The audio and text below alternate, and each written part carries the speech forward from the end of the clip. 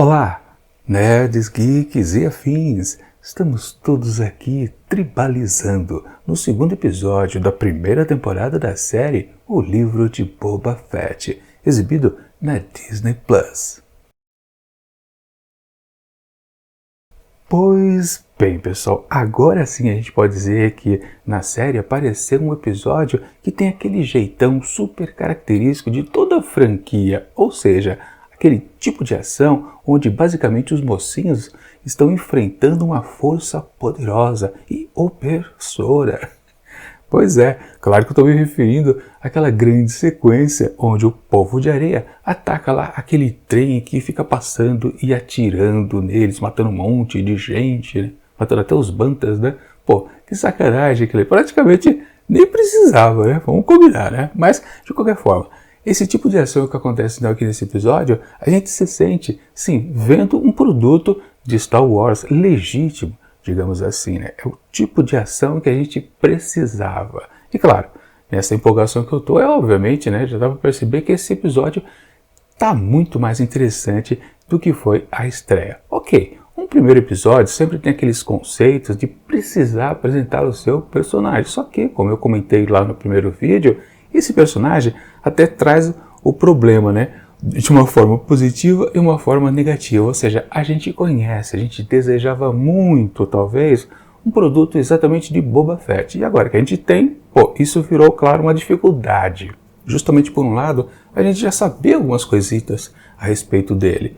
E também uma certa necessidade de aprender outras. E aliás, mora aí o problema também que eu comentei no outro vídeo, que é exatamente aquele balanço que não estava muito bem equilibrado, exatamente das duas vertentes narrativas da série, onde literalmente nós temos uma parte presente e uma parte do passado. Claro, a parte do passado é aquelas lembranças que Boba Fett tem quando ele está lá dentro do tanque de Bacta, né? Ou seja, ele começa a rememorar como ele, digamos, se criou ali naquele mundo, ele começou a ganhar importância.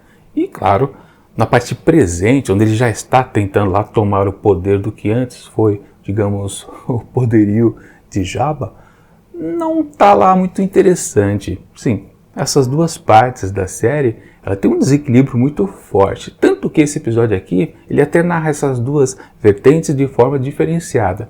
No começo do episódio, totalmente se foca no tempo presente. E o restante do episódio, somente lá para o passado, que a gente não consegue determinar exatamente quanto tempo foi atrás, mas o que vale é que sim, essa segunda parte que está relacionada ao passado, às lembranças que ele tem, enquanto lá ele está se regenerando dentro do tanque de Bacta, é o que é mais importante por aqui, e na verdade o mais importante nesses dois primeiros episódios, porque vamos combinar, pelo menos uma opinião que eu acho que combina com muita gente. O que está acontecendo no presente ali, aquela questão dele ter o poderio do que outrora foi de Jabba, aquilo não tem interesse nenhum para a gente.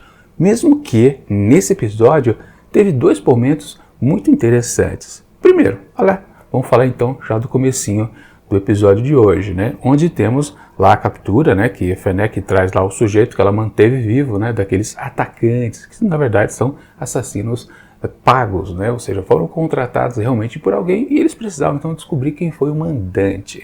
E foi bom o truque que ela, inclusive, se valeu, né? Porque o papo puramente simples que Boba Fett estava tendo com o sujeito não estava rendendo muito, né? E ela resolveu literalmente mandar o cidadão ali, já que ele estava disposto mesmo a morrer, né? Para ficar em silêncio, não relatar quem foi o seu contratante. Bom, então vamos jogar ele para o monstro, né? Já literalmente colocá-la no buraco do Rancor, né? E aí teve aquela sensação bastante interessante, né? Quando ela fez isso e o cara foi rolando lá para baixo, eu falei, peraí, o bicho não existe mais. Afinal de contas, o Luke Skywalker matou ele, né? Lá no O Retorno de Jedi. Como é que pode? Existe outro? Não, né? Obviamente não. Foi uma pegadinha literalmente dela, né? O cara se borra todo e acaba confessando, né?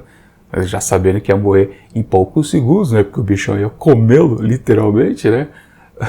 Ele, claro, revela que foi o prefeito que o contratou, né? E depois vem a surpresinha. O Rancor já morreu faz tempo. Foi bem bacana, bem sacado. Mas podia até existir, na verdade, um outro bicho igual, da mesma forma, ou até um outro diferenciado, né? Só que também vem uma questão que você pode pensar depois, mas peraí, como é que exatamente o Rancor, ele é morto, e depois, claro, o próprio Jabba é morto lá na sequência, e que tudo aconteceu lá em Retorno de Jedi, como é que todo mundo não sabe? Tudo bem que o cara pode ser de longe, né, esse assassino profissional contratado, e toda a turminha dele, podia ser de longe, nunca sabia as coisas exatamente o que acontecia ali em Tatooine, né? Podia não saber, mas se ele sabe a fama do bicho que está ali embaixo, como é que ele não sabe que o mesmo bichinho já não existe mais? Mas, ok, a gente releva. De qualquer forma, a cena foi bem armada. É que, no ponto de vista exatamente do sujeito, é que não bate a história. Mas que foi um truque muito bom que a Fennec se valeu, deixou realmente a cena bastante interessante. E a sequência depois, quando eles vão lá, Boba Fett e também Fennec Shand, encontrar então o prefeito e discutir com ele exatamente o que está acontecendo. Ô sujeito, que é isso, né? Tá querendo matar o Boba Fett que tá querendo mandar em tudo? Ok, e o cara se finge de, como é que é? Não tô sabendo nada disso. Não fui eu que contratei ele. Falando nisso, né? O cara elimina ele e entrega uma certa recompensa, então, para Boba Fett a respeito de ter justamente denunciado a existência daquele matador por ali.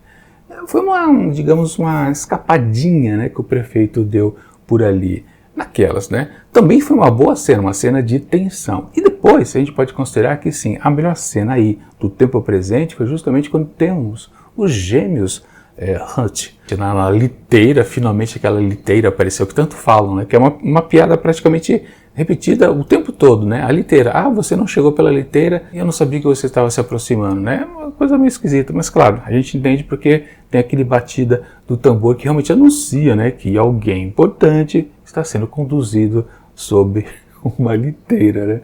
Ok, aquela cena com os gêmeos foi bastante tensa também, funcional, mas mesmo assim a gente pode considerar que, no geral, embora esteja muito melhor do que foi no primeiro episódio, mesmo assim é algo que não traz muito, digamos, interesse pra gente no geral de como tudo isso vai se desenvolver. Porque no fundo, se você considerar todos esses momentos tensos, resultam num produto que, aí sim, não chega a algo consistente. Porque no fundo, lá, o próprio prefeito deu a dica: ô Boba Fett, volta lá no santuário e conversa lá com a dona, que ela tem algo a dizer. Aquilo mais relacionado a ela ficou aberto, não dá para entender direito. A própria tensão também com os gêmeos Hutt, ok, foi boa a cena, mas não gera uma grande expectativa para depois. No máximo a gente fica sabendo que é preciso uma certa autorização para poder matar lá os dois Hutts, porque quem vai pedir para quem? Isso eu não sei. Já existe isso no contexto do universo de Star Wars, mas isso deve ser do universo expandido, então realmente eu não estou sabendo. Nos filmes nunca foi citado algo parecido, mas de qualquer forma, o tempo presente não oferece ainda uma história substanciosa. Claro, você podia pensar isso a respeito também lá do passado, na época que ele viveu, o Boba Fett, junto com o povo de areia. Só que, aqui, nesse episódio, todo o restante dele, que exatamente é focado lá no tempo anterior, a gente percebe que sim, há uma certa construção muito interessante quando ele faz de tudo para ajudar lá aquele povo, que no fundo ajudou ele a ficar vivo, justamente naquela questão lá do trem.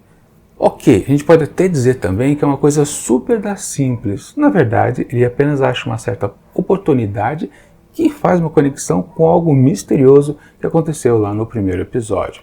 Naquele ponto, né, onde aquela criança lá dos Tusks, né, que chamam, né, o povo de areia, pegou tanto o Boba Fett quanto o outro prisioneiro para ficar cavando areia e encontrar lá os... Como é que ele chamou? Melão negro, né? Que tem aquele tipo coco, né? Que tem um pouquinho de água dentro, né? Eles, num certo momento, perceberam que uma certa vila estava sendo invadida. Vila não, uma casa lá, né? De provavelmente fazendeiras de umidificadores, né? A gente percebeu que foi uma coisa não muito identificável. O que estava acontecendo ali? Sim, aquele homem lá do lado de fora estava sendo agredido, talvez tinha sido morto, o pessoal lá que o agrediu roubou algumas coisas, inclusive água parece também, né? E acabou antes de sair, pichando a parede da casa dele, né? Com um JL mais ou menos, acho que era isso, né? Ou um símbolo qualquer. Mas aquilo lá no primeiro episódio não tinha muito significado. Era uma agressão que não tinha uma conexão com o próprio personagem aqui, Boba Fett. Claro, agora nós temos sim a situação onde ele já se mostra como um herói, né? Ou seja, ele percebeu que pessoas estavam sendo atacadas, identificou exatamente quem era aquele grupo, né? Que é praticamente uns motoqueiros, né? E depois ele vai atrás e se vale deles para poder atacar lá o trem. Claro, na construção narrativa aqui desse episódio, a gente não percebe isso. Depois que a gente nota que a gente consegue unir, na verdade, aquela parte anterior do primeiro episódio com esta daqui. Ou seja, mesmo quando ele entra lá dentro daquele bar e do nada começa a agredir justamente aqueles motoqueiros, que na verdade a gente não sabiam que eram motoqueiros, parecia apenas que eram arruaceiros, que estavam incomodando aquele casalzinho que estava por ali. Mas depois, no final da cena, que a gente percebe que o Boba Fett rouba a motoca deles, na verdade todas, né? Porque ele ia se valer justamente disso para ensinar o povo de areia a atacar lá o trem. Ou seja, demora a construção, mas quando ela se revela completamente, ainda faz a conexão com o primeiro episódio, tudo fica um elemento muito do bom, muito do evolutivo, literalmente. A gente percebe que toda então essa sequência do passado, ela tem um começo, meio e fim. Há uma construção narrativa que acontece aqui no episódio, que cada vez mais a gente vai entendendo aos poucos e falando, caramba, como isso aqui está interessante. E ainda se conectou lá com aquela cena misteriosa do primeiro episódio. Tudo muito bem feito, muito bem apresentado pra gente. E isso é muito bom quando acontece, claro. Faz com que o episódio ganhe mais e mais força, com certeza. Agora sim, teve também no meio do caminho ali, aliás, uma sensação minha. Não sei se todo mundo tem essa percepção, ou até falta de percepção. Durante todo o transcorrer então dessa sequência do passado, eu praticamente esqueci, nem me lembrava mais de todo o comecinho da parte presente, porque cada vez mais que ela ia se desenvolvendo, ia se autoconectando, transformando, tudo num crescendo, eu esquecia cada vez mais o começo e achava que sim, este pedaço do episódio era muito melhor. Bom, uma coisa que a gente não pode esquecer também, né? Mas também talvez seja uma certa percepção só minha, de um certo momento, mesmo nessa parte do presente, que estava super muito bem sendo conduzida, de repente ela também ganha um aspecto meio do esquisito.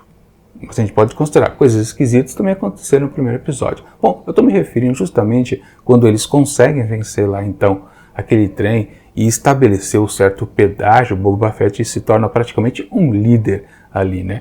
Ok, a partir disso, todo o povo de areia, e principalmente lá o seu chefe, o aceitam, mas digamos que a aceitação veio de uma maneira super esquisita, né? Quando ele recebeu aquele lagartinho, né? Que, praticamente uma lagartixa que entrou no nariz dele, né? E caramba, que negócio esquisito. E depois ele partiu em direção, não se sabe para onde, mas ele praticamente ganhou um GPS, né? Um GPS biológico. E ele foi atrás de uma certa árvore, onde lá ele arrancou um galho. É uma coisa super esquisita que você não conseguia entender direito, porque parecia quase um devaneio apenas que ele estava tendo por causa lá do bichinho que estava dentro dele, né? Depois quando ele volta, o bicho sai fora, né? Ele volta lá para o chefão do povo de areia, o que também foi uma coisa mais pirada ainda, né? Ou seja, de novo, aquela construção não dava para entender direito, de novo, ao final, passou a ser completamente compreensível, porque depois, quando ele estava, enfim, com o tal galho que foi transformado naquele cajado que é utilizado lá na luta, ele tinha então, quer dizer ferramenta, não é uma ferramenta, mas na verdade é um bilhete, né, de adesão àquela tribo específica. E teve depois aquele todo ritual de dança / movimentos marciais, que foi também um outro ponto muito interessante do episódio, que claro também é o seu encerramento, ou seja, ele estava completamente inserido, ele passou a ser ali também um pertencente ao povo de areia. Claro, a gente pode considerar, caramba, onde foi que ele andou para achar aquela tal árvore onde ele pegou aquele galho que depois virou o seu bastão lá. É uma coisa quase fantasiosa que aconteceu com ele, justamente porque ele estava completamente ali, atordoado pelo bicho que estava dentro dele, né? Aquele ser ali, aquela lagartixa, estava o guiando para algum lugar, mas também quanto que ele andou, quantos dias talvez se passaram para acontecer tudo aquilo, do ir e voltar, né? Não dá para entender, não dá para imaginar, ou seja, fica uma coisa meio fantasiosa, mas de qualquer forma, o resultado final é muito interessante, porque, na verdade, fazia parte também do processo, né, de aceitação dele para ser um ingresso ali dentro da tribo. Ou seja, era puro ritual o tempo todo, desde o bichinho entrando nele, toda aquela parte meio alucinógena, né? Sabe-se lá se ele realmente foi para algum lugar distante, pode ter ido ali pertinho, mas onde que era essa árvore? Se é uma árvore talvez sagrada, deve ficar um pouco mais longe mesmo, né? Enfim, não importa, o que vale, todo o processo, aquele ritual também foi muito interessante, mais ainda talvez do que toda a sequência de ação atacando lá a força opressora. E aí a gente pode começar a pensar então em atribuir uma certa nota e você fala, caramba, se o episódio foi sensacional e mesmo na parte lá do presente, onde está mais ou menos, ainda conseguiu apresentar boas cenas, você pode dizer, caramba, é um episódio talvez perfeito? Bom, sim e não, porque na verdade, mesmo que todos os bons momentos da parte presente estavam, digamos, azeitados, no fundo, a gente percebe que a história ela não está andando para frente. Ao contrário do que a gente viu exatamente com o que aconteceu aqui com a parte do passado, que a história evoluiu. Ou seja, o episódio, nesse sentido, da parte do passado, é bom justamente porque a gente percebe o processo evolutivo do personagem e a conexão dele com o povo de areia. Agora, na parte presente, você não percebe que ele está ficando mais com aquele poder. Como é que ele é chamado o gangster da localidade? Damio, alguma coisa assim, né? Ele não está se tornando gangster ainda.